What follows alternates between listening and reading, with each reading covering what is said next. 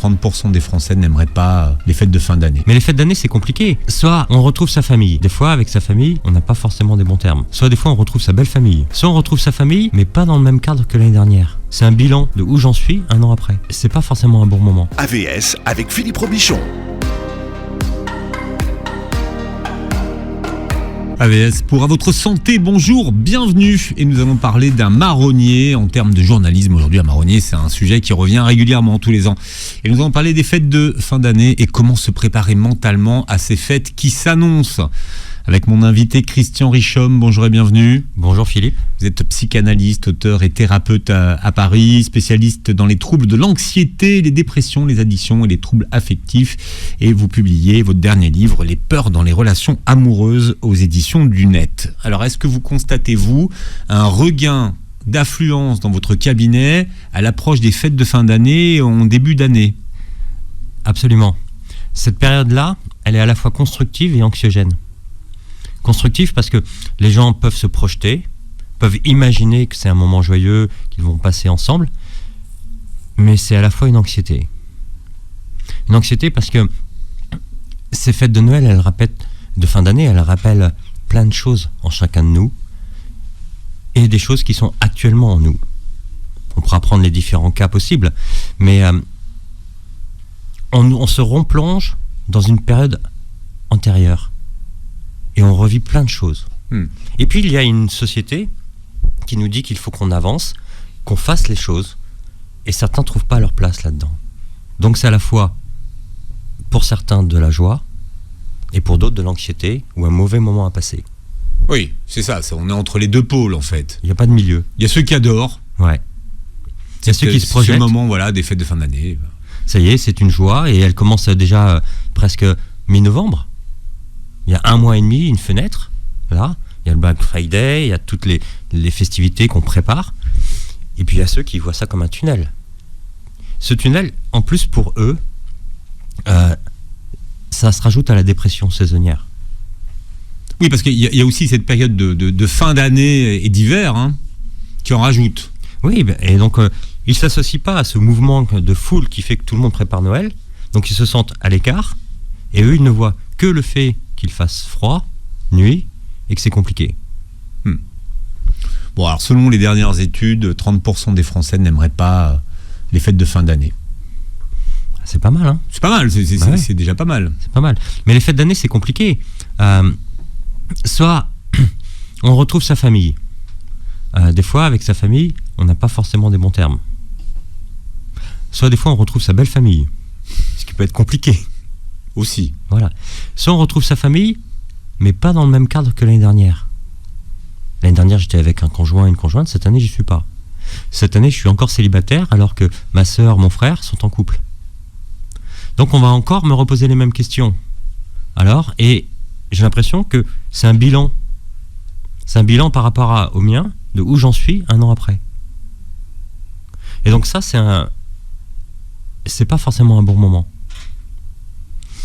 Et donc ça remet en perspective toutes ces joies que je peux projeter dans Noël et toute cette façon de vivre. En fait, il y a des moments qui sont importants dans une année, et en fait, l'humain se cale par rapport aux saisons. Il y a Noël, donc avec cette histoire un peu historique, cette mélancolie de mon enfance.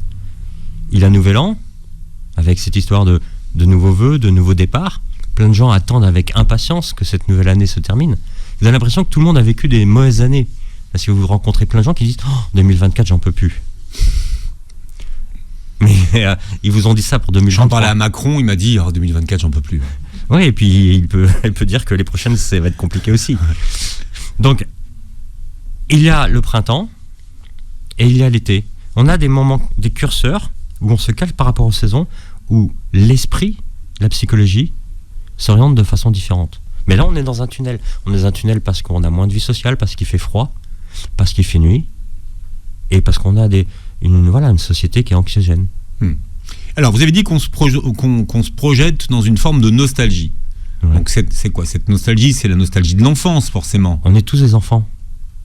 On est tous des enfants et on revit ce moment-là. Ça veut dire que c'est comme si on transmettait un héritage. Nous-mêmes, nous avons été enfants, on a eu ces étoiles dans les yeux, on explique cette histoire de Père Noël à nos enfants. C'est un mensonge, mais on l'explique. ils y croient. Et on fait revivre cette magie-là, cette magie qu'on a vécue, nous, et on la transmet.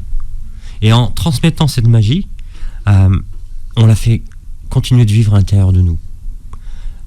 Les gens sont assez catégoriques, ils le disent. Un Noël avec des enfants ou sans enfants, c'est pas pareil. Quand on est entre adultes, c'est bien, ça peut être un bon moment, mais dès qu'il y a un petit enfant, et j'ai une patiente qui me l'a dit ce matin, ça y est, il y a un enfant qui arrive dans la famille, du coup on va fêter Noël autrement et ça va être magique. Et on revit cette histoire d'enfance, on revit ce qu'on a vécu, cette magie, cette nostalgie, ce moment où on était bien en fait. Beaucoup mieux qu'aujourd'hui. Sans tous les soucis, sans toutes les problématiques et les contraintes. C'est-à-dire que la magie de Noël, ça marche quand on est enfant, quoi. Et pour 24 heures quand on est adulte, quand on le vit bien, à ce moment-là. Donc on attend ce moment-là pour se dire, voilà, c'est une bulle Noël. Je me retrouve des fois, si je le souhaite, avec ma famille, dans une bulle où je suis déconnecté d'une réalité. Mais comment expliquer ce décalage entre ceux pour qui c'est vraiment une joie, voilà, ils adorent, et puis ceux que ça déprime? C'est ce décalage qui finalement... Il y a des gens qui ont vécu des mauvais moments en décembre, qui peuvent être impactés face à cette période. Vous avez eu, par exemple, vous avez perdu un proche autour du 22 décembre, dans le passé, dans votre histoire familiale. Donc le 25 ou le 24 qui est derrière, il a été touché. Et derrière, c'est un anniversaire en fait. C'est un anniversaire. Noël est un anniversaire d'une perte, d'un traumatisme, d'un moment difficile pour vous. Quand votre enfance n'est pas liée à une perte ou un moment traumatique, mais que vos Noëls ont été le siège de disputes, d'événements traumatiques, alors la magie de Noël est très vite échappée. Pour vous, c'est une reviviscence de ce moment qui était intense et désagréable. Alors c'est un marqueur, beaucoup plus puissant que si un événement dramatique vous arrive le 15 novembre, par exemple. Là, Noël est associé à ça, parce que dans notre esprit, c'est impacté. Et si c'est dans notre passé, on le revit chaque année. Et comme vous le dites, il y a 30% des gens qui n'aiment pas Noël parce qu'ils ont été impactés ou parce qu'ils ont une expérience négative par rapport à ça. Mais vous disiez tout à l'heure que finalement, si on est bien dans sa vie, c'est plus facile d'aimer bien les fêtes de fin d'année que si on n'est pas bien dans sa vie. Parce que ça fait un miroir. Ça fait un miroir. Les fêtes de fin d'année, c'est un marqueur.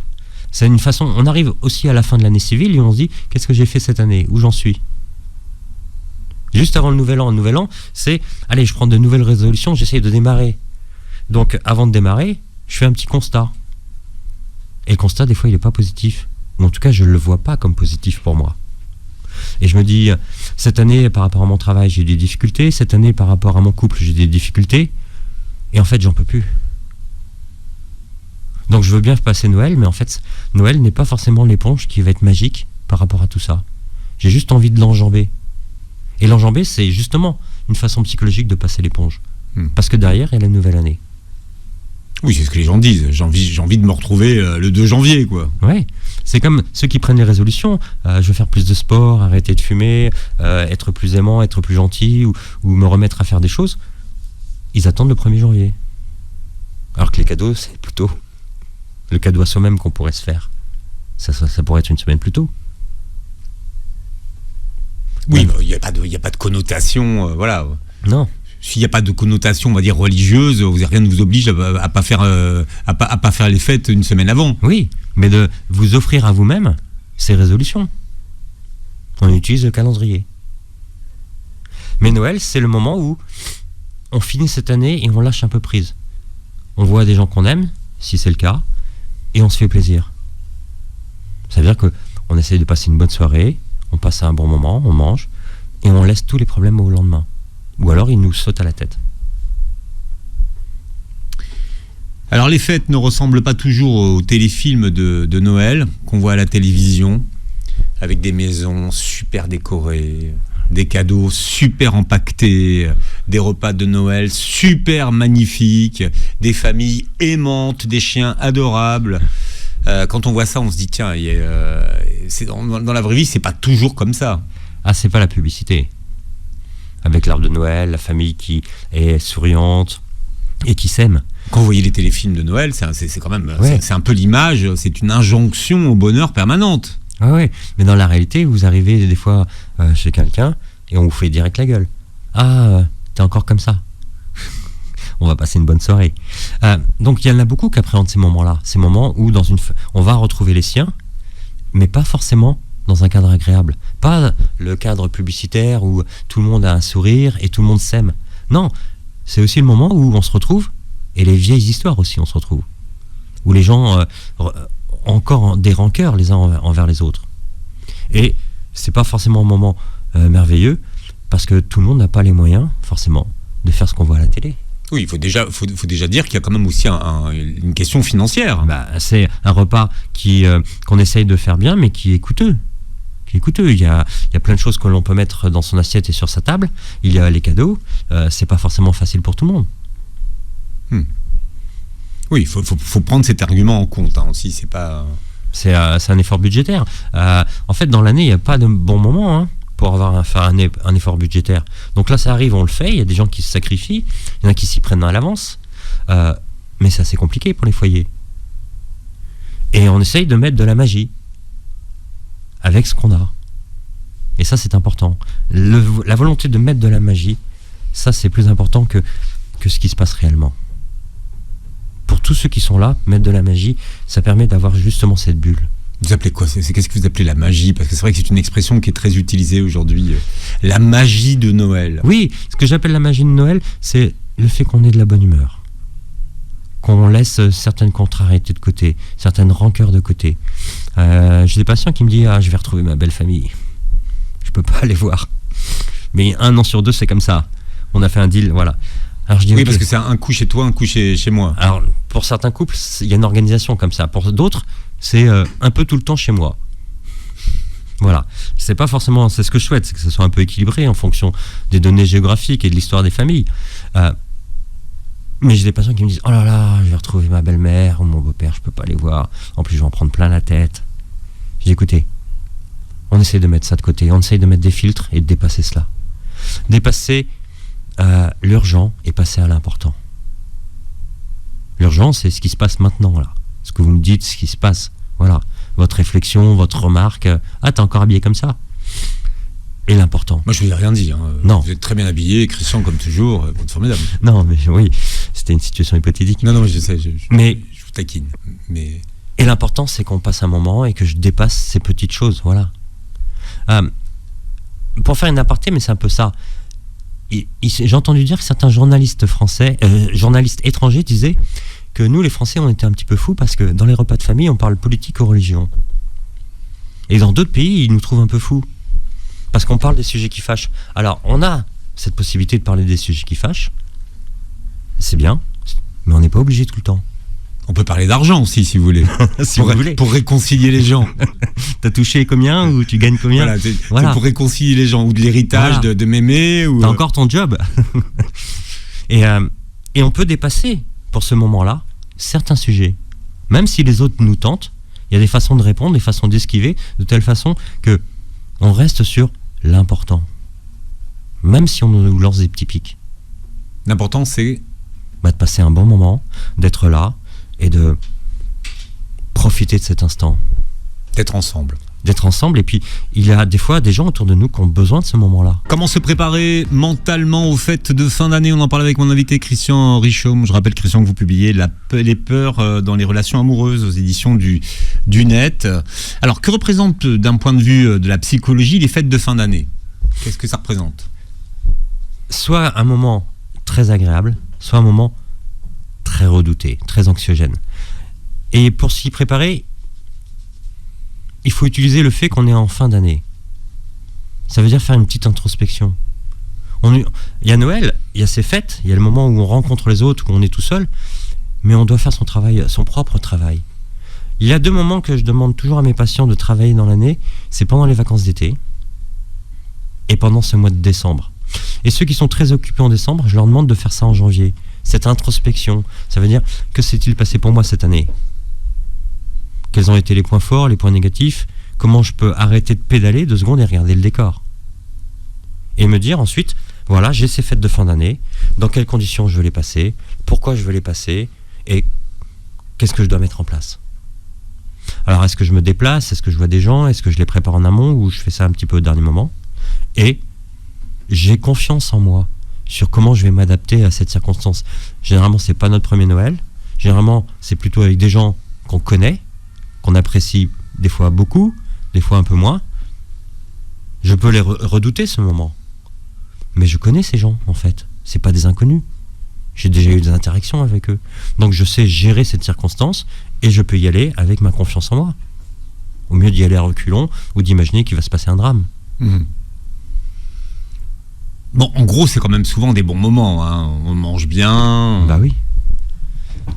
Les gens sont sympas. Oui, les gens sont sympas. Ça fait plaisir de les retrouver. Ouais, mais il y a toujours... on a aussi des films qui sont pas comme dans les publicités où on voit que les repas de famille, ça finit vite au vinaigre. Et c'est assez terrible, hein, parce que c'est pire que dans la vraie vie, parce que c'est avec nos proches.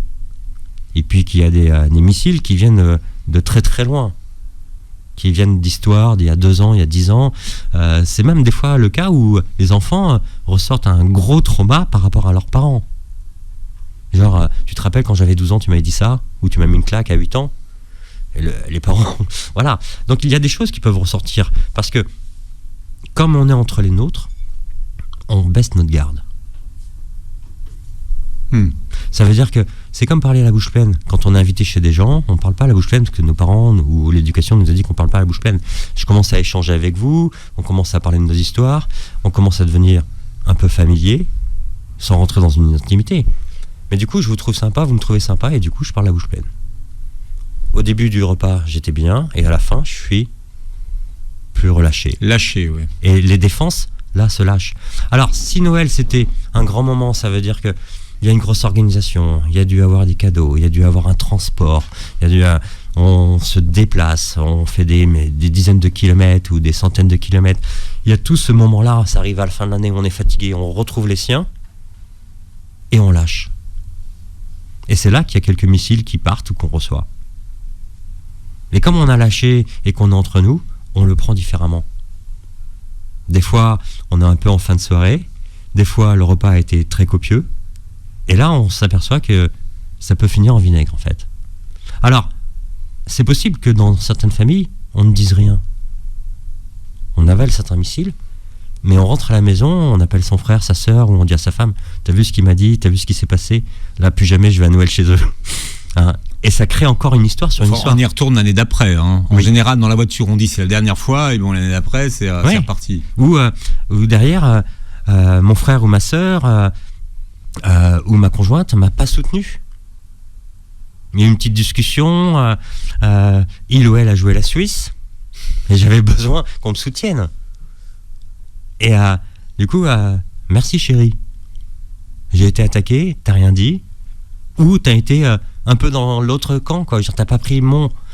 donc il y a d'autres histoires qui peuvent se générer après Noël. Hein, on dit pas forcément les choses, ou... elle a voulu absolument nous servir 15 plats. Putain, qu'est-ce qu'elle nous en a mis plein de plats. À chaque fois, on lui dit, on n'a pas besoin de ça. Chaque année, je lui dis que j'aime pas ça et elle me le resserre. Voilà, il y a plein d'histoires comme ça qui font que, à la fois, c'est un bon moment, c'est un sacerdoce, et c'est plein d'imprévus. Et derrière, ça peut même pimenter la vie qui va derrière. Mais les gens aiment ça, enfin, au final. Enfin, ça construit une histoire familiale. Ça construit une histoire familiale, oui. C'est ça qui est intéressant, c'est que dans toutes les familles, il se passe quelque chose. Dans toutes les familles, il se passe quelque chose. On a toujours l'impression que dans les autres familles, c'est la publicité. Ça, c'est sur TF1, hein. C'est dans les téléfilms ou sur M6. Hein. Ouais, mais ça marche. Dans notre inconscient collectif, ça marche. On a l'impression que dans les autres familles, ils sont tous heureux. Et en fait, moi, je vais à l'abattoir chaque Noël. Ça veut dire à chaque fois, je vais prendre un scud, à chaque fois, on va se moquer de moi, on va me médire, ou on va me contredire, et je vais prendre cher. Et puis, moi, j'ai pas de chance, parce que mon gendre, ma belle-sœur, mon père, mon beau-frère, ils sont difficiles. On choisit pas sa famille, c'est ce qu'on dit en fait. Mais dans toutes les familles, c'est comme ça. C'est drôle. Mais moi, en tant que psychanalyste, c'est une niche, parce que toutes les histoires de famille, il se passe toujours des choses. Et toujours des aventures, des histoires. Alors, on peut comprendre les mécanismes qui se passent, mais il n'y a pas de familles qui ne sont pas impactées. On a toujours l'impression qu'il n'y a pas de famille heureuse. Enfin, où ça se passe comme à la télé. Non, heureux, c'est un idéal. Oui, enfin, quand je dis heureux, Voilà. c'est peut-être pas le bon mot, mais... Il y a des familles qui fonctionnent, il y a des familles qui dysfonctionnent, mais il y a toujours des histoires. On a toujours un grand-père, une grand-mère qui a fait ceci, qui a fait cela. Et ou qui est super difficile, ou quelqu'un qui est malade, et c'est riche. Et en fait, c'est notre histoire individuelle et familiale. Et c'est important de la porter. C'est important de l'accepter aussi. On est dans un monde où on se comporte toujours à des idéaux ou à des fantasmes. Et il faut accepter les gens avec qui on vit, parce que c'est important, c'est nos racines aussi. Oui, il faut faire l'effort. Voilà. Mais il faut dépasser certaines choses. Quand j'entends dire « Ah non, je la supporte pas, année après année, je la supporte pas », cette personne n'est pas entièrement mauvaise. Et vous n'allez pas la changer. Alors il y a des sujets qu'il ne faut peut-être pas aborder. Ou, quand à l'attaque, il faut peut-être passer à autre chose. Et quand on a certains sujets qu'on n'évoque pas, c'est pas quelque chose de courtois, mais on peut passer un meilleur moment. Mais il faut savoir, des fois, ne pas répondre. Ne pas répondre à certains sujets, ou ne pas lancer certains sujets. Et ça, c'est important. Parce qu'on y va avec son estime de soi, sa confiance en soi, et on se dit, voilà, je veux passer une bonne soirée, et si on me touche, je réponds pas.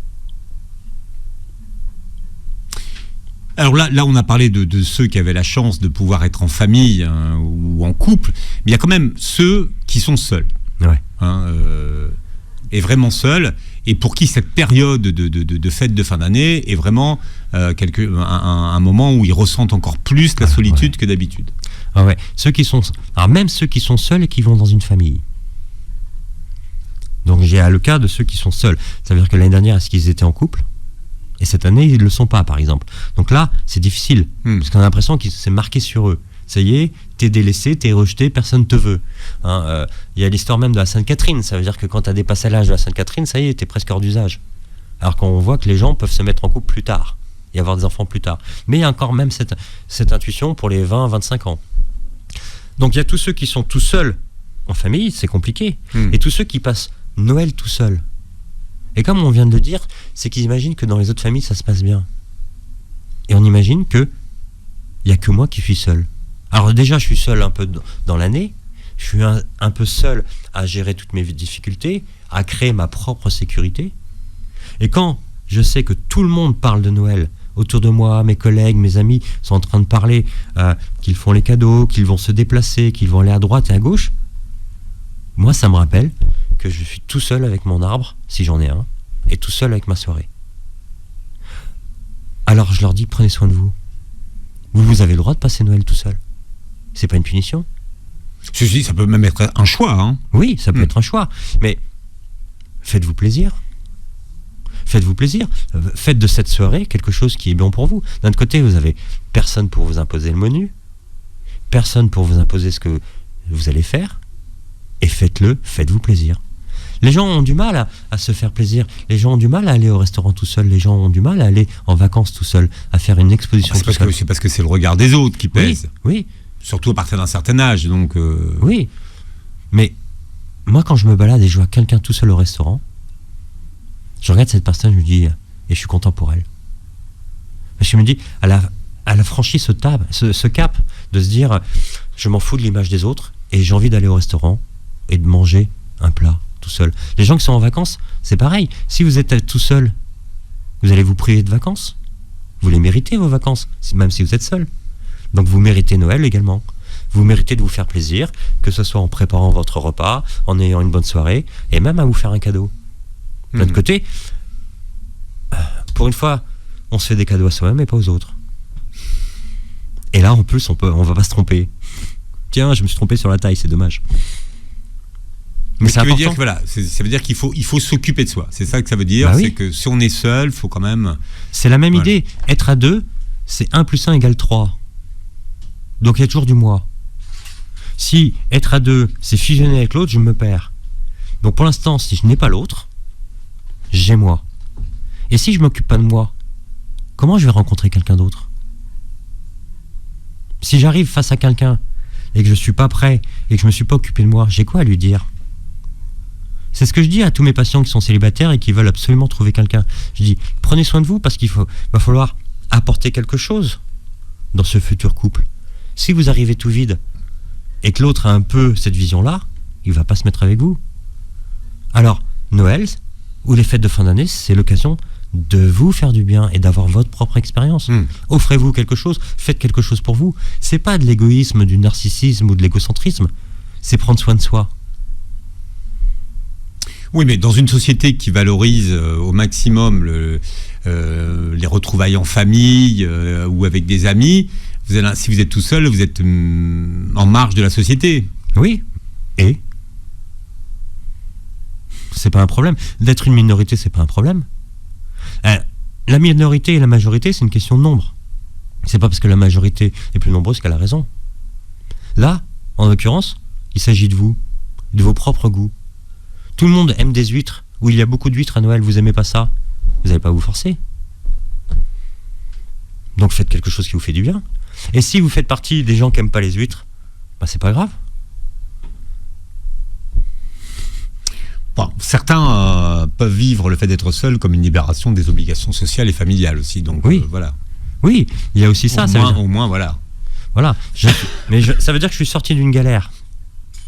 Je suis sorti d'une galère, et là, on m'impose pas, je retrouve un moment de liberté. C'est important de le sentir, ce moment de liberté. Ensuite, ça peut être une façon de vivre et de dire, moi, je suis à part et je vis mes choses à part. Et il y a des gens qui fonctionnent comme ça. Il y en a des gens qui sont dépendants des autres et des gens qui sont indépendants des autres. Oui, qui l'assument en fait. Bah oui.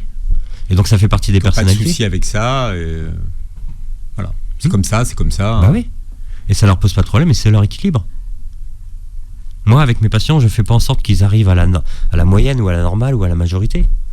Je fais en sorte qu'ils arrivent là où c'est bon pour eux.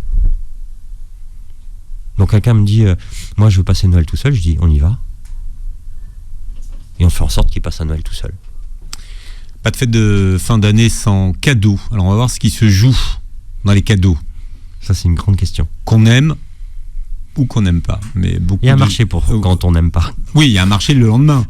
Mais ça prospère. Alors je vous le disais tout à l'heure, pas de fête de fin d'année sans cadeaux. On va parler des cadeaux. 51% des personnes interrogées déclarent avoir reçu un cadeau qui ne leur faisait pas plaisir. Qu'est-ce qui est le plus important dans un cadeau ? On a fait une étude sur les personnes et il y avait un pourcentage plus important de femmes que d'hommes sur quel était le meilleur cadeau. Est-ce que c'était la taille ? Est-ce que c'était le prix ? Donc ça veut dire un cadeau qui a une valeur monétaire importante. Et dans ce sondage, on a vu que les personnes étaient plus touchées quand le cadeau, la personne s'était donné du mal à l'obtenir. Ça veut dire que imaginons que vous vouliez un disque et que cette personne elle a fait 5 magasins pour le trouver. Ce qui n'est pas beaucoup. C'est pas beaucoup, mais c'est quand même un effort. Ouais, c'est un effort. Ouais. Et c'est l'effort en fait. L'effort, ça veut dire que si vous avez cherché l'idée et que ça vous a donné du mal, si vous êtes rentré dans un magasin et qu'en 2 secondes, vous avez sorti la carte bleue ou le chéquier et que là c'est emballé, c'est pas du tout le même ressenti pour celui ou celle qui la reçoit. Alors un cadeau, il y a offrir quelque chose à quelqu'un qui pourrait en avoir envie. Donc ça demande de l'observation, ça demande à connaître l'autre, ça demande à avoir de l'observation, parce que l'autre, il y a des personnes qui disent « Ah non, moi j'ai envie de rien. Moi tout me va, tout ce qui me va, c'est d'être avec toi, de passer un très bon moment. » J'ai même une patiente qui a dit à son mari « Non, moi je veux rien. » Et lui, il a pris au pied de la lettre. Oui, voilà. Et il n'a rien fait, mais rien fait. C'est-à-dire que le jour J, il n'a même pas fait quoi que ce soit. Et donc, je crois qu'il s'en rappelle parce qu'il ne va pas rater cette année. Mais quelqu'un qui vous dit « je ne veux rien », c'est pas vrai. Hein. Non, ça veut dire c'est à toi de trouver. Si votre femme, elle vous dit je veux des fleurs, que le soir vous pointez avec des fleurs, c'est pas pareil que si vous avez eu l'idée tout seul. Donc, l'idée, c'est de trouver un petit peu ce dont l'autre aurait besoin. Et attention, il ne faut pas se faire plaisir à soi-même. Bien sûr que quand on offre un cadeau, on en récupère quelque chose. Je vous offre un cadeau, je veux votre bonheur, votre joie, et ça me revient. Il y a toujours un retour dans le cadeau. Mais je ne me fais pas un cadeau à moi-même. Ça veut dire pour montrer à tout le monde que je suis grand, beau et fort, ou pour épater la galerie par rapport aux autres, parce que des fois, ça peut être à Noël, devant d'autres personnes. Donc, je montre à tout le monde que j'ai un pouvoir d'achat, ou que j'ai des goûts, ou que je suis subtil. Non, le but, c'est de faire plaisir à quelqu'un, pas à soi-même. Donc, on peut offrir des choses qu'on n'aime pas, parce que la personne qui est visée, c'est pas nous. L'important, c'est de faire plaisir à celle ou à celui qui reçoit le cadeau. Et tout l'enjeu, c'est de viser juste, sans lui poser la question. Des fois, je demande à mes patients de déterminer comment l'autre voudrait être aimé, sans lui poser la question. Et c'est très important, parce que quand on veut aimer ou faire un cadeau, il faut viser juste. Mais il faut apprendre le langage de l'autre. On n'a pas tous la même façon d'aimer ou de vouloir être aimé. Et à Noël, on peut avoir des cadeaux, mais tout le monde n'a pas envie des mêmes cadeaux. Il y en a qui sont très attachés aux objets. Ils disent, tu m'as offert un objet, et cet objet, chaque fois que je le porte ou que je le vois, ça me fait penser à toi. Il y en a qui sont attachés au moment. Ça veut dire, si tu m'offres un moment où on sera ensemble, ça va graver ma mémoire. Donc, juste ces deux exemples, il ne faut pas se tromper. Si moi j'ai envie de passer des moments avec quelqu'un et que je lui offre des places de concert ou un week-end, c'est peut-être pas ce dont elle a envie. Mais je me fais plaisir. Et je pense avoir fait quelque chose de bien. Mon langage, c'est pas son langage. Mais il faut poser des questions. Ou, il faut être subtil et apprendre à connaître l'autre. Quand on connaît l'autre, on a un disque vierge et on met tout de suite des choses dans une case. Et on pense que ensuite ces choses sont immuables. Ah ben je la connais depuis 15 ans, je sais qu'elle aime ça. Mais non, elle a peut-être changé. Puis sinon vous allez faire pendant 15 ans les mêmes cadeaux. Donc vous allez avoir la même boîte de chocolat chaque Noël. Ça peut être sympa. Et en fait, ça fait 15 ans que vous pouvez plus... Je veux dire, si vous m'offrez une boîte de chocolat pour Noël, je ne prendrai pas ça pour un cadeau. Hein. Et en plus, si au bout de 15 ans, ça fait 14 ans que vous avez envie de me dire que c'est pas les bons. En plus. Non, mais c'est pas un cadeau, ça.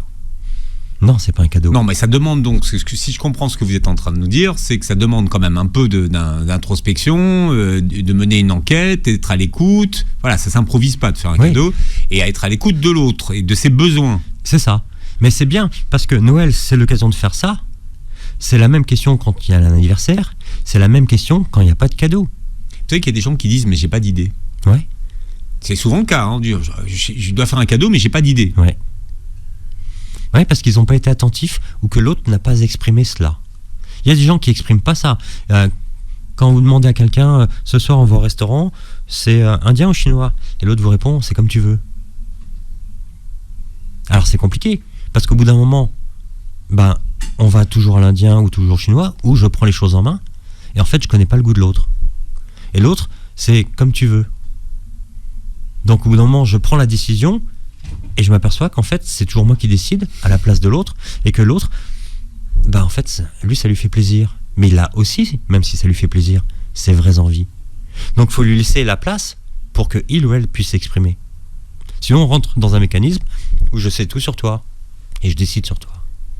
Et puis, tu as le droit de changer d'avis. Comment on sait qu'un cadeau fait plaisir? Qu'on a visé juste? C'est quand... C'est après. C'est après. Quand on offre le cadeau, il y a deux choses. On est content. On est content parce qu'il y a le côté féerique, le côté paquet. Ça fait plaisir à notre estime de soi. On a reçu un cadeau. Donc on reçoit quelque chose, ça fait plaisir. Donc on met ça à un moment de joie. Ensuite, on remercie la personne. C'est par courtoisie et par bienveillance. On remercie celui ou celle qui nous a fait ce cadeau-là. Et puis, on ouvre le cadeau et soit on est très content, soit moyennement content, soit pas content. La plupart des gens essayent de montrer qu'ils sont contents. Même s'ils ne le sont pas. Même s'ils le sont pas. Par convention sociale. Voilà, par convention, pour ne pas choquer ou vexer la personne qui a fait un acte. Il y en a qui arrivent à être directs, qui disent c'est pas ce dont je m'attendais, ou ça me va pas du tout. Donc il y a cette première étape-là. Ensuite, en fin de soirée, on peut s'apercevoir que est-ce que tu aurais le ticket? Est-ce qu'il n'y aurait pas une autre couleur? Tu m'as acheté du rouge, est-ce qu'il existe le même modèle en beige, par exemple? Vous avez des petites choses. Mais quand vous êtes sûr de marquer votre coup, c'est quand on vous dit le demain, le lendemain, 2 jours après, une semaine après, quand on vous dit « ça m'a fait super plaisir ». C'est quand on est sorti de ce moment de la surprise et de la convention. C'est après coup. Quand la personne, une semaine après, vous dit ce que tu m'as fait, ça m'a fait super plaisir. Même pas forcément l'objet. L'objet est l'attention. Ou quand vous revoyez les gens et que vous apercevez qu'ils ont toujours le cadeau, le bien, l'attention que vous avez. Quand on dit à quelqu'un, quand vous faites à manger à quelqu'un, vous lui faites un plat, et quand la personne elle vous dit le soir même, j'ai passé une très bonne soirée, c'était très très bon, Philippe, votre plat. Vous êtes content, mais tout est mélangé. Par contre, si une semaine après je vous dis juste, votre escalope, parce qu'elle était délicieuse, 1, vous savez que moi j'ai apprécié, et 2, ça vous donne envie en plus. Donc on est dans une dynamique positive. Mais vous avez visé juste. Ou alors vous avez ceux qui ressortent les cadeaux que quand les invités viennent. Ça arrive aussi dans les familles. Vous savez, on remet le tableau. Chérie, est-ce que tu peux raccrocher le tableau? Il y a mes parents qui arrivent. Ou la maquette de bateau. Ouais. Voilà. Parce qu'on n'a pas su le dire. C'est compliqué aussi de dire quand on... Que ça n'a pas plu, c'est impossible, ouais. C'est ingérable. C'est pour ça qu'il y a un marché parallèle qui, hop, les cadeaux disparaissent, etc. Mais c'est très compliqué parce que on a peur de vexer la personne. Mais d'un autre côté, la personne, est-ce qu'elle a fait ce qui était nécessaire pour ne pas se tromper? C'est un juste équilibre. Elle peut se tromper, mais des fois, en faisant des efforts, ou pas. Il y a une notion qui est très importante aujourd'hui, c'est la notion de nos valeurs. Alors comment faire finalement que les fêtes de fin d'année ressemblent à nos valeurs, plutôt qu'à l'injonction collective de faire la fête? Ça dépend de là où on place nos valeurs. Si ce sont des valeurs morales, des valeurs financières ou sociétales. Et puis, il y a aussi les valeurs familiales. Ça veut dire nos habitudes à nous, dans notre propre famille. Alors, sachant que la famille s'agrandit, qu'on récupère un petit peu des morceaux à droite à gauche, qui peut faire que ça peut bouger. Mais on essaie de garder ce cadre-là. En fait, c'est une bulle dans le temps, donc on la reproduit d'année en année, même si on l'amende. Mais nos valeurs par rapport à le repas, qu'est-ce qu'on met dans ce repas? Est-ce qu'on garde par exemple cette bûche de Noël ou pas? Est-ce qu'on a toujours nos entrées à la française? Ça veut dire, ça peut être le foie gras, les huîtres, voilà, des choses. Est-ce qu'on garde ça? Est-ce que c'est le champagne parce qu'on est en France? Voilà. Ou est-ce qu'on met une limite dans le budget aussi? Parce qu'on se dit que c'est important, mais soit c'est très important, donc là il n'y a pas de limite, soit c'est important, mais on reste raisonnable parce qu'il y a un contexte dans notre vie qui est important aussi. Donc les gens s'ajustent et ils doivent... Et quand on est invité chez quelqu'un, on doit respecter aussi cela. Il fait la gentillesse de nous inviter et c'est dans son cadre. Son cadre, ça veut dire qu'il prépare Noël un petit peu avec ses conventions, ses valeurs morales. Et quand on est invité, même si c'est sa famille, on doit respecter ce cadre-là. Parce que c'est la personne qui nous offre ça. Et sinon, on le fait chez nous. Au même titre que les valeurs, c'est le sens. Donc maintenant, les gens sont à la recherche de cadeaux qui aient du sens. Ouais, parce que... Alors ça veut dire quoi, faire un cadeau qui a du sens? Ça veut dire qu'il n'est pas jetable et périssable. Ça veut dire qu'il va marquer nos esprits ou marquer nos émotions. C'est-à-dire qu'il va laisser une trace. Vous laissez un objet ou un moment qui va permettre de perdurer le lien entre des personnes. Et du coup, ça a du sens. Puisqu'on est dans une fête qui est plutôt familiale. Donc c'est une façon indirecte, à travers nos mémoires d'avant avec les gens, de créer quelque chose de présent. Et ça, c'est important parce que on est aujourd'hui dans des familles qui bougent plus qu'avant, qui sont peut-être plus éloignées, qui sont des fois recomposées.